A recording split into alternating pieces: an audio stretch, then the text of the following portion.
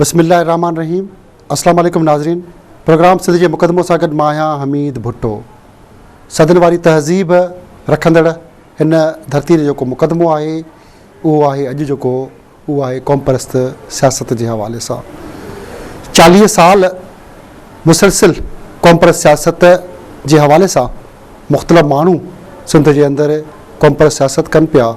उन क़ौम परस्त सियासत जो जेको नज़रियो ॾिनो, उन क़ौम परस्त सियासत जो जेको ख़ालिक़ आहे सिंध जे अंदरि उहो आहे साईं GM सैयद, जंहिंजो जेतिरो बि तारीफ़ कराइजे घटि आहे। सन जी हुन शख़्सियत जंहिं पाकिस्तान ठहण में, पाकिस्तान वारी करारदादनि में, समूरनि मामलनि में हू क़ाइद आज़म मोहम्मद अली जिन्नाह खां वेंदे ॿियनि सभिनी अॻुवाणनि सां गॾु गॾु रहियो। पर अॻिते हली 23-24 साल गुज़रण बैदि पाकिस्तान ठहण खां पोइ 70 वारे ॾहाके में हुन हिकु अलॻि नज़रिए जी, अलॻि निज़ाम जी ऐं मुल्क खां अलहदगी जी अॻिते हली ॻाल्हि कई।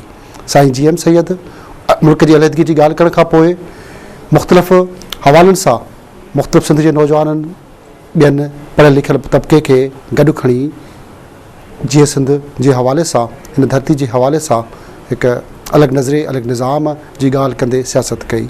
अॼु उन ई घराणे सां, साईं GM सैयद जे घराणे सां हिकु शख़्सियत असांजे प्रोग्राम में मौजूदु आहे, जेको हिन वक़्तु सिंध यूनाइटेड पार्टी जो सेक्रेटरी जनरल बि आहे ऐं साईं GM सैयद जहिड़ी कदावर शख़्सियत जो पोटो बि आहे। सियासत खेसि सुतीअ में मिली, छाकाणि त साईं GM सैयद जो पोटो वरी उन ओड़ी कदावर शख़्सियत सैयद इमदाद मोहम्मद शाह, जेको साईं GM सैयद जो मोभी पुटु, जंहिं सियासत जे हवाले सां, हिन धरती जे हवाले सां तमामु घणो पाण मल्हायो, उनजो पुटु वरी साॻे वक़्तु उन शख़्सियत जो वॾो भाउ सैयद जलाल महमूद शाह, उहो बि सियासत सां सलाड़ियल। सियासत त हुनखे ॼमण खां ई मिली आहे। यकीन अवां सम्झी विया हूंदो, अॼु असांजो महिमान आहे सिंध यूनाइटेड पार्टी जो सेक्रेटरी जनरल सैयद ज़ैन शाह। साईं ज़ैन शाह, अवां जी महिरबानी जो अॼु असांजे प्रोग्राम लाइ अवां वक़्तु कढियो। सिंध जो मुक़दमो इहो आहे त क़ौम परस्त सियासत खे 40 साल हिन वक़्तु थी चुका आहिनि ऐं 40 साल हिकु वॾी जवानी आहे। तव्हां असांजी उमिरि जे बराबरि हिकु सियासत आहे। पर हिन 40 सालनि में सिंध जी क़ौम परस्त सियासत खे ॾिसूं पिया त अञा बालिग न थी सघी आहे। अॼु बि उहा शागिर्दीअ वारे रंग में, शागिर्दी वारे ज़माने में मुख़्तलिफ़ क़ौम परस्त सियासतदान सियासत कनि पिया। इन नाबालिग क़ौम परस्त सियासत खे अवां कीअं पिया ॾिसो? मुंहिंजे ख़्याल में 40 साल सियासत जो तव्हां ज़िक्र कयो, ख़ासि तौर ते बंगाल जी अलहदगी खां पोइ 40 साल थी चुका आहिनि। असांजी उमिरि 40 खां चढ़ी वई ऐं असां बि शागिर्द सियासत कई ऐं जीअं सिंध स्टूडेंट फेडरेशन खां पंहिंजी सियासत जी इब्तिदा कई। ऐं वॾा थिया आहियूं यूनाइटेड पार्टीअ में, वतन दो सियासत करियूं पिया। ऐं सम्झूं पिया त इहा उहा जनरेशन आहे जेका साईं खे जॾहिं नज़रबंदि कयो वियो, उन खां पोइ पंहिंजे तहरीरुनि ऐं पंहिंजनि कचहरियुनि जे ज़रिए जेका सिंध में हिकिड़ी तब्दीली आंदी, उन जो समर आहे जो अॼु असांखे नज़रियाती या क़ौमी सियासत पंहिंजे हक़ीक़ी जौहर में नज़र अचे थी। तव्हांखे हर महाज़ ते किन कंप्रोमाइज़ कयूं, किन एडजस्टमेंट कयूं आहिनि, ॿियनि पार्टियुनि में विया आहिनि, मर्कज़ परस्त पार्टियुनि में, पर वतन दो सियासत हाणे मैच्योर थी आहे ऐं हूअ पुरअमन सियासी जिदोजहद, पुरतशद्दुद सियासत जिदोजहद ॿिन्ही तरफ़ वधी आहे। ऐं अॼु असां पुरअमन सियासी जिदोजहद जा, छो त असीं पैरोकार आहियूं, त असीं उन में क़ौमी ऐं जमहूरी सुवाल खे गॾे ऐं अवाम जे अॻियां पेश पिया करियूं। परअमन सियासत जा पैरोकार आहियो। साईं GM सैयद जेको नज़रियो ॾिनो, जेको फ़लसफ़ो हुयो, उन फ़लसफ़े ते अवां ऐं अवां जो भाउ सैयद जलाल महमूद शाह क़ाइमु ऐं दाइमु न आहियो। अलॻि नज़रिए ते सिंध यूनाइटेड पार्टी, उन झंडे वारो जो कुआड़ी वारो झंडो हुयो, उन नज़रिए खां अलॻि पंहिंजो झंडो ॾिनो आहे। उन अलॻि सियासत, अलॻि फ़लसफ़े ते बीठा आहियो। छा साईं GM सैयद जो फ़लसफ़ो ग़लति हो या अवां जो फ़लसफ़ो सही आहे? मुंहिंजे ख़्याल में साईं GM सैयद जो फ़लसफ़ो सही हो ऐं असां बि सही आहियूं। सुवालु तव्हांजो ग़लति आहे।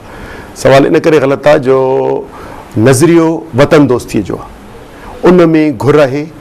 पहिरियों जेको 23 साल हुई या 24 साल हुई, उन में घुर हुई पाकिस्तान जे अंदरि ख़ुदमुख़्तियारी जो सुवाल ऐं इहा ई साईं जिन जी जिन्ना सां डेफर करण जो बि इहो ई सबबु हो 46-47 में। त इहो ई लियाकत अली सां हो, इहो अयूब सां हो, इहो भुट्टे सां हो। जॾहिं हिते जी फ़ौज लखा बंगालियुनि खे क़तल करे शहीद करे ऐं उते जे माण्हुनि खे हक़े हाकमियत घुरण तां मारियो त लाज़मी तौर ते फितरी तौर ते इहो थियणो हो त जेके 1000 माइल परे 30 लख माण्हुनि खे मारे छॾींदा से असांजे माण्हुनि खे किथां उथणु ॾींदा? पर जेके कुआड़ी वारी झंडे जी सियासत कनि पिया उहे ग़लति आहिनि? न, ॻाल्हि इहा आहे त ख़ुदि मुख़्तियारी जी सियासत असां करियूं था, वतन दोस्ती जी, वतन जी ख़ुदि मुख़्तियारी जी हासिलात। हुननि हिकिड़ा दोस्त चवनि था त मुल्क जे वतन जे अंदरि मुल्क में जेके सी अंधा गोंगा ॿोड़ा आहिनि ऐं कुझु न थींदो, उहे अलहदगी उन्हनि रस्तो वरितो आहे, उहे चाहिनि था त अलहदा वतन ते जाग्राफी वतन ते। असां सम्झूं पिया त उहो ग़लति न आहिनि, उहो हिकिड़ी सोच आहे। असां बि उन ई नज़रियो साईं जी एम सच जो आहे।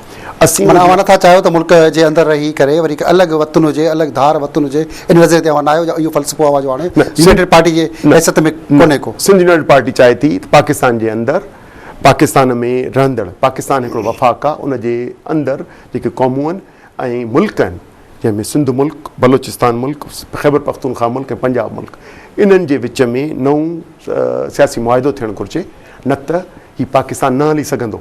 हीउ पाकिस्तान पोयनि 40 सालनि खां वठी अॼु जी हुकूमत ते बि जेका एडॉक ते हले थी, जेका हिकिड़ी ग्रांट आहे यूनाइटेड किंगडम ऐं बरतानिया ऐं मिलिट्री जी गठजोड़ जी, से ए दलाल हुकूमतुनि जी हुकुमरानी ईंदी ऐं दलाल हुकुमरान दलाली उहे कंदा, ख़ुददार ऐं बाइज़त माण्हू न कंदो, उहो कंदो जंहिंजा वेस्टेड इंट्रस्ट हूंदा, जंहिंजा जेके वेस्टेड हूंदा। ऐं तव्हां ॾिठो वेस्टेड इंट्रस्ट आहिनि, हीअ बेईमानी ऐं बदकारी ऐं हुकूमत जे करे उहे था। अवां ॻाल्हि पिया कयो त मौजूदा हुकूमत में मुख़्तलिफ़ माण्हू करप्ट माण्हू वेठा आहिनि, उन्हनि सां अवां हमेशह जेके बि जमहूरी हुकूमतूं आयूं आहिनि, अवां जो ख़ानदान उन्हनि सां गॾु न हली सघियो आहे। त छा सबबु आहे त वफ़ाक़ परस्त पाकिस्तान पीस पार्टी आहे, अवां क़ौम परस्त जमायत आहियो, त कहिड़ो इख़्तिलाफ़ आहे जंहिंजे करे अवां उन सां गॾु नथा हलो? ॿई सिंध जूं जमायतूं बि आहियो। हू इनकार वतन जी सियासत थियूं कनि, हू सिंध जी अलहदा क़ौमी वजूद खां इनकारी आहिनि, हुननि जी सोच आहे।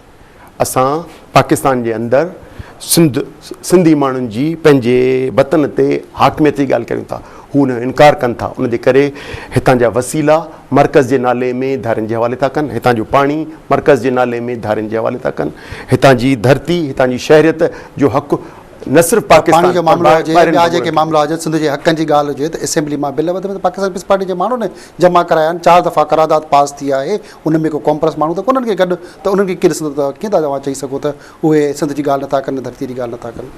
हू त पंहिंजे असेंबली जा बिल त इन जा शइ मौजूदु आहिनि, गवाहियूं मौजूदु आहिनि। हुकूमत हुननि जी आहे, मर्कज़ी हुकूमत हुननि जी आहे, सूबाई हुकूमत हुननि जी आहे। कल्ह बि चौधरी रियाज़ बिल पास करायो आहे, यानी हिमायत कई आहे डैम जी, त इहा मुनाफ़िकी कंदा आहिनि। हितां जा पाकिस्तान पीपल्स पार्टी या मुस्लिम लीग जे करारदातूं करे थी, उहा मुनाफ़िकी थिए थी। यानी हिते सिंध में हिकिड़ी ज़ुबान, पंजाब में ॿी ज़ुबान, यानी हिकिड़ी अजीब मज़ाक़ आहे। उहा मुनाफ़िकी ऐं ठगी हले थी, माण्हू जेसिताईं ठगजनि पिया तेसिताईं हिननि जी हुकुमरानी आहे। जॾहिं माण्हुनि खे होश हवास आयो, यकीनी तौर ते हुननि जो पीछो न कंदा। अवां साईं जी एम सैद जे घराणे सां तालुक़ु रखो था, साईं जी एम सैद जा पोटा आहियो, उन सां गॾु साईं जी एम सैद जेको सियासी विरसो अलॻि आहे, अवां हुनजे ख़ानदानी विरसे जा वारिस आहियो। इन ते ॻाल्हि कबी 15 ब्रेक खां पोइ। नाज़रीन, अॼु असांजा महिमान आहे सैयद ज़ैन शाह, सिंध यूनाइटेड पार्टी जो सेक्रेटरी जनरल। साण सां खोड़ ॻाल्हियूं कबियूं 15 ब्रेक खां पोइ।